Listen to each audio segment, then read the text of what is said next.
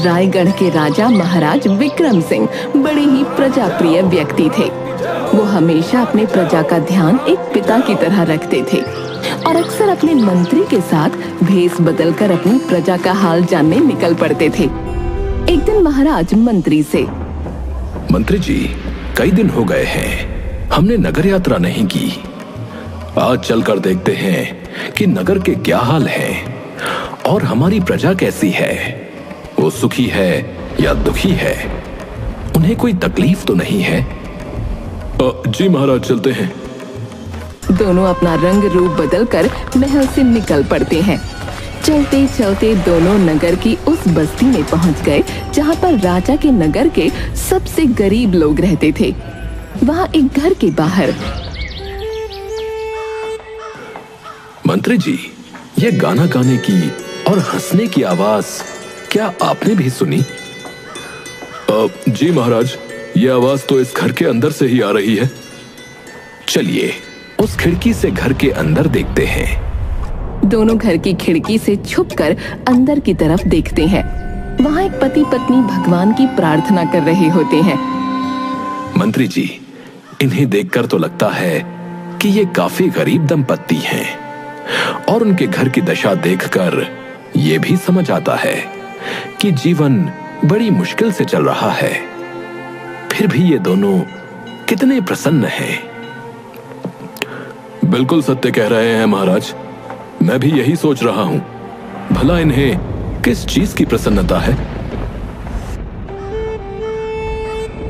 तभी मंत्री के पैर से खिड़की के बाहर रखी ईंटों की ढेर गिरती है, जिससे आवाज हो जाती है। घर के अंदर से आवाज आती है, कौन है? कौन है वहां? हम एक यात्री हैं और यहाँ से गुजर रहे थे। इतना कहते हुए महाराज और मंत्री दोनों घर के दरवाजे पर पहुंच जाते हैं और दंपति भी अपने घर के अंदर से दरवाजे पर आकर खड़े हो जाते हैं। प्रणाम स्वीकार कीजिए हमारा। मैं कालू हूँ और ये मेरी पत्नी लक्ष्मी हमारे घर के भीतर पधारिए और हमें आपकी सेवा का अवसर दीजिए। आपका बहुत बहुत धन्यवाद जो आपने हमें अपने घर के अंदर आमंत्रित किया। अरे ये तो हमारा सौभाग्य है जो आप हमारे घर आए और अपनी सेवा का मौका दिया। लक्ष्मी, हमारे घर भगवान आए हैं, उनके लिए भोजन परोसो। जी, मैं भी भोजन परोसती हूँ। चलिए, तब तक मैं आप दोनों के हाथ पैर धुलवा देता हूँ। नहीं नहीं, भोजन की कोई आवश्यकता नहीं है। हमने थोड़ी देर पहले ही भोजन किया है। द्वार पर आया हुआ अतिथि सदा भगवान के समान होता है और हम अपने भगवान को अपने द्वार से भूखा कैसे जाने देंगे? महाराज कालू का भाव देखकर आश्चर्यचकित थे, क्योंकि उसे झोपड़ी के अंदर की स्थिति को देखकर ये साफ पता चल रहा था कि हरि और उसकी पत्नी के पास कुछ भी नहीं है। फिर भी कालू इतने खुले दिल से महाराज और मंत्री को भोजन के लिए आमंत्रित कर रहा था। आप क्या कार्य करते हैं और आप दोनों के घर में सुकून का माहौल है? मैं एक मोची हूँ और लोगों के जूते चप्पल सिलता हूँ और जो पैसे मिलते हैं उससे रात का भोजन खरीद लेता हूँ।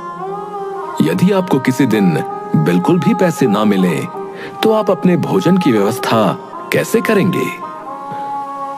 मैंने इस बारे में कभी नहीं सोचा और ना ही सोचना चाहता हूँ। तभी लक्ष्मी घर में जो कुछ भी था वो परोस कर ले आती है।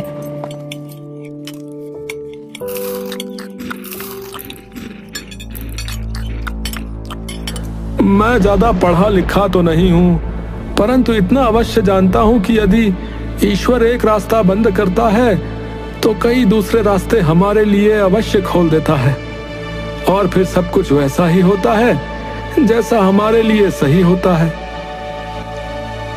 महाराज और मंत्री दोनों ही बड़े आश्चर्यचकित थे।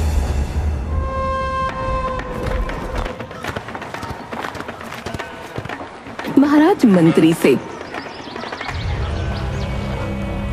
मंत्री जी, मुझे इस व्यक्ति से मिलकर बड़ा अजीब लग रहा है।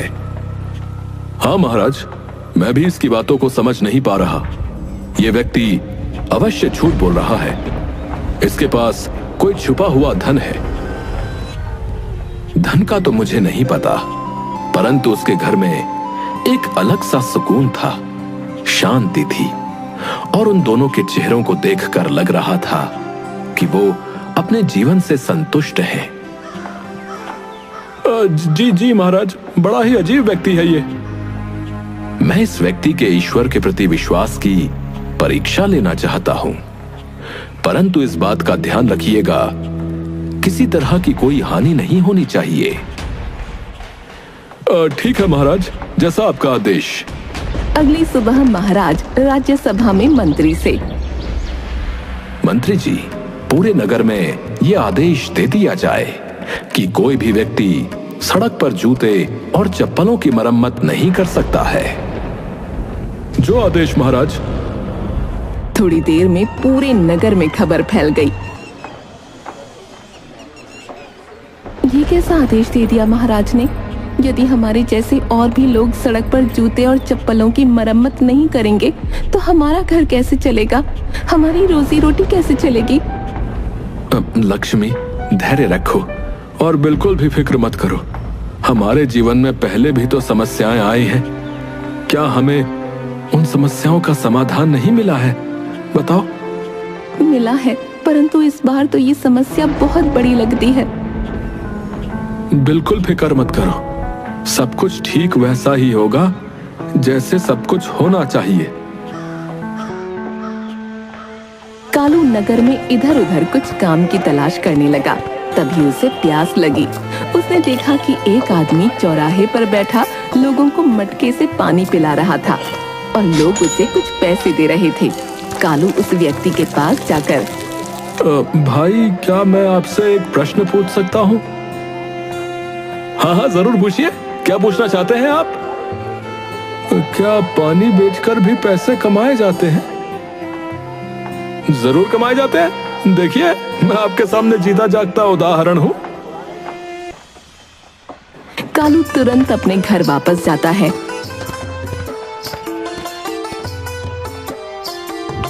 और पानी से भरा हुआ एक घड़ा और 2 लोटे लेकर दूसरे चौराहे पर बैठ जाता है।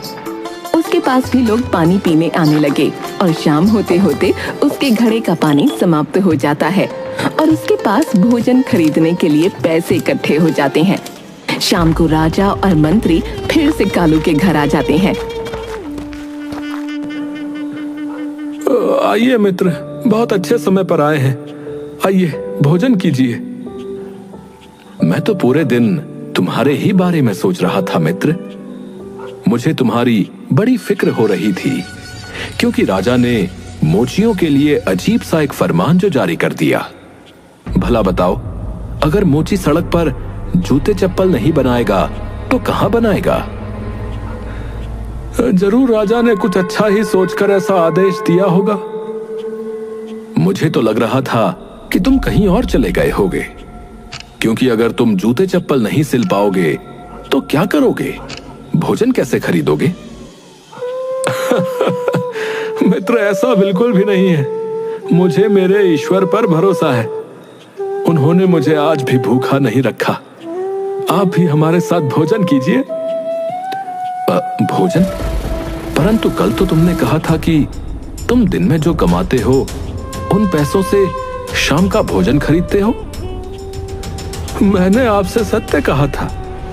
अब मैं पानी बेचता हूं और पानी बेचकर मुझे जो पैसा मिला उससे आज का भोजन खरीदा है। महाराज और मंत्री एक दूसरे का मुंह देखने लगते हैं और भोजन करने बैठ जाते हैं।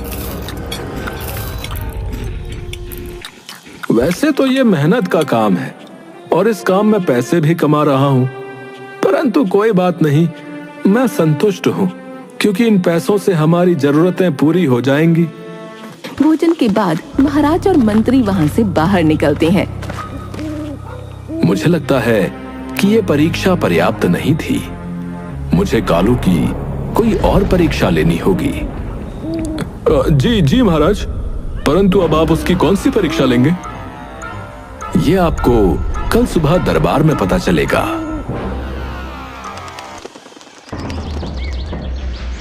दूसरे दिन दरबार में महाराज फिर से एक नया आदेश देते हैं।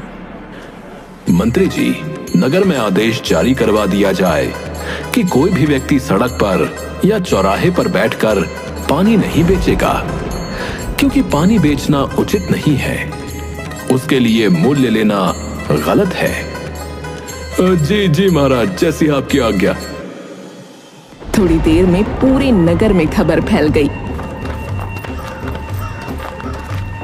खबर सुनकर लक्ष्मी बोली,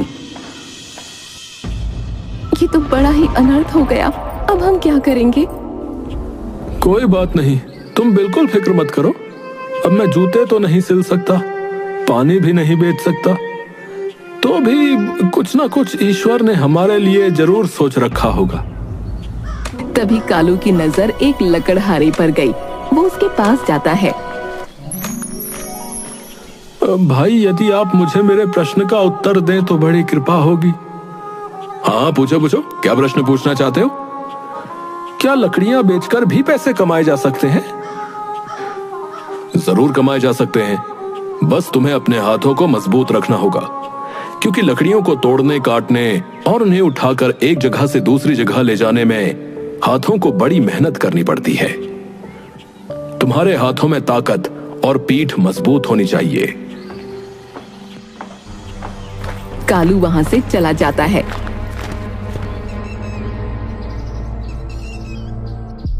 और रात के वक्त राजा और मंत्री फिर से कालू के घर पहुंच जाते हैं। कालू, तुम कैसे हो?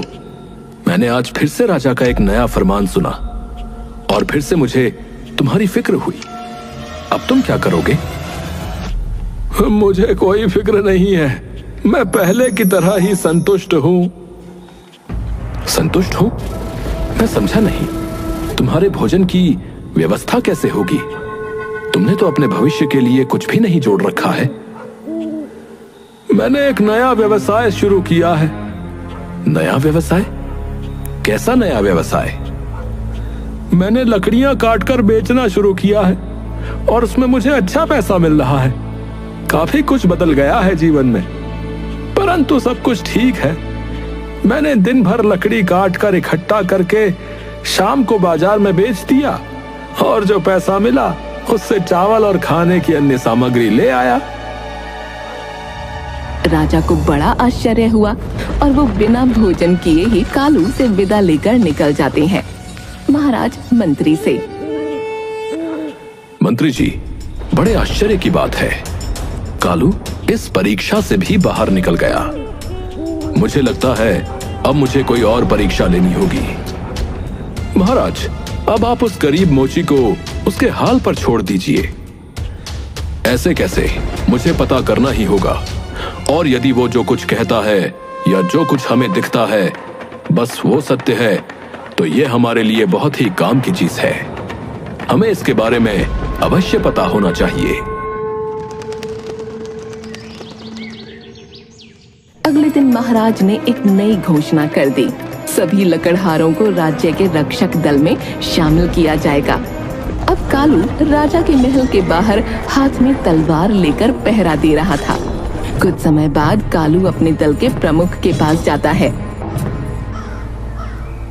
सरकार, हमें दिहाड़ी कब मिलेगी? आपको वेतन माह के अंत में मिलेगा। यहाँ आपको रोज की दिहाड़ी नहीं मिलेगी। कालू के साथ वहाँ अन्य लकड़हारे भी थे। अरे ये तो बड़ा अनर्थ हो जाएगा। हम पूरे माह क्या करेंगे? अपने परिवार को कैसे संभालेंगे? दल के प्रमुख ने कोई उत्तर नहीं दिया और वहाँ से चला गया। कालू शाम को बिना सामान लिए घर पहुँचता है और लक्ष्मी को सारी बात बताता है। अब हम क्या खाएंगे? हमारे पास तो रात के लिए एक दाना भी नहीं है और न ही पैसे हैं। हम क्या करेंगे जी? कालू कुछ समय मौन रहता है और अगले ही पल कालू लक्ष्मी से बोला, तुम फिक्र मत करो, मैं अभी पैसों का इंतजाम करके वापस आता हूँ। कालू अपनी चांदी की तलवार एक सुनार के यहाँ बेच देता है और उन पैसों से 1 माह के लिए भोजन पकाने का सामान लेकर वापस आता है। लक्ष्मी, ये 1 माह के लिए भोजन की सामग्री है। अब जब 1 माह बाद वेतन मिलेगा तब हम उस वेतन से अगले माह के लिए भोजन का इंतजाम कर लेंगे। लक्ष्मी खुशी खुशी भोजन पकाने लगती है और दूसरी तरफ कालू लकड़ी से एक सुंदर और हूबहू वैसी ही तलवार बनाने बैठ जाता है जैसी उसने बेची थी। तभी राजा फिर से आता है और उस समय कालू खुशी से गाना गा रहा था। क्या बात है मित्र, आज तो तुम ज्यादा ही खुश लग रहे हो, जबकि मुझे तो लगा था कि तुम बहुत परेशान होगे, क्योंकि मैंने राजा का नया आदेश सुना और जहां तक मैं जानता हूं राजमहल में काम करने वाले लोगों को माह में 1 बार वेतन मिलता है। अब तुम 1 माह तक क्या करोगे, कैसे भोजन करोगे? मित्र, मैंने चांदी की तलवार बेचकर एक लकड़ी की तलवार बना ली। अब भी सब कुछ वैसा ही है जैसा होना चाहिए। सब कुछ ठीक है और आपका बहुत बहुत धन्यवाद जो आप मेरी इतनी फिक्र करते हैं। राजा और मंत्री कालू से विदा लेकर महल वापस आ जाते हैं। राजा मंत्री से, मुझे अभी भी इस व्यक्ति के ईश्वर पर अटूट विश्वास पर संदेह हो रहा है। कल मुझे इसकी एक और परीक्षा लेनी होगी। दूसरे दिन महाराज कालू के प्रमुख को आदेश देते हैं कि वो हरि से गर्दन काटने को बोले। कालू का प्रमुख कालू से, तुम अपनी तलवार लेकर चलो, तुम्हें आज से शाही जल्लाद बना दिया गया है और महाराज ने एक चोर को मृत्यु की सजा सुनाई है। तुम्हें अपनी तलवार से उसकी गर्दन को अलग करना होगा। मैंने कभी किसी का सर नहीं काटा और मैं ये करना भी नहीं चाहता हूँ। क्या इस कार्य से बचने का कोई विकल्प नहीं है? नहीं, ये महाराज का आदेश है और उनके आदेश का पालन तुम्हें अवश्य करना होगा। प्रमुख कालू को नगर में चौक पर ले गया, जहाँ पहले से काफी लोगों की भीड़ जमा थी और एक व्यक्ति रस्सी से बंधा हुआ खड़ा था। कालू अपने प्रमुख से बोला, यदि आपका आदेश हो तो क्या मैं ईश्वर से प्रार्थना कर लूं? कर लो, परंतु जल्दी करना। कालू ने आंखें बंद करके बहुत देर तक प्रार्थना की। तभी कालू के प्रमुख के चिल्लाने की आवाज आई, बस बहुत हो गई तुम्हारी प्रार्थना, अब इस चोर का सिर काट दो, इसकी मृत्यु का समय आ गया है। हे प्रभु, हे भगवान, मेरी मदद कीजिए, जो सही हो वही कीजिएगा। यदि ये सच में गुनाहगार है तो मेरी तलवार की धार पूरे राज्य में सबसे तेज हो जाए, और यदि ये बेगुनाह है तो मेरी तलवार की धार एक लकड़ी की तलवार की धार जैसी हो जाए। कहते हुए उसने अपनी लकड़ी की तलवार निकाली और आसमान में ऊंचा उठाते हुए गर्दन काटने ही वाला था। तभी भीड़ में से महाराज बाहर आए। रुक जाओ, आज यहाँ किसी की गर्दन नहीं कटेगी। महाराज हंस रहे थे क्योंकि वहाँ सच में कोई चोर था ही नहीं। वो तो महाराज का ही एक सेवक था जिसके हाथ बांधकर वहाँ खड़ा किया गया था। कालू ने महाराज को पहचान लिया। अरे, आप तो वही यात्री हैं। मतलब आप यात्री नहीं, एक राजा हैं। और तुम एक समझदार और ईश्वर में विश्वास रखने वाले व्यक्ति हो। आज से हम तुम्हें अपना शाही सलाहकार नियुक्त करते हैं। महाराज, मैं एक गरीब मोची हूँ और वो भी पढ़ा लिखा नहीं हूँ। मैं आपको क्या सलाह दूंगा? आप मुझे सलाहकार बना रहे हैं। मैंने तुम्हारे बारे में बहुत सोचा, तुम्हारी हर तरीके से परीक्षा ली, परंतु तुम एक बुद्धिमान मोची, एक आभारी जलवाहक, एक धन्य लकड़हारे, एक विनम्र शाही रक्षक और एक ऐसे जल्लाद हो जो किसी बेगुनाह पर अपनी तलवार नहीं उठाएगा। और ऐसे इंसान की सलाह जब मुझे मिलेगी तो मुझे पूरा यकीन है कि सब कुछ बदलेगा और सही होगा। जो सही होना चाहिए वही होगा। इस तरह से कालू महाराज के द्वारा दी गई सभी परीक्षाओं को पास कर एक अच्छा सलाहकार बन जाता है और सदा अपने ईश्वर के प्रति आस्था को बनाए रखते हुए महाराज को नेक सलाह देता है।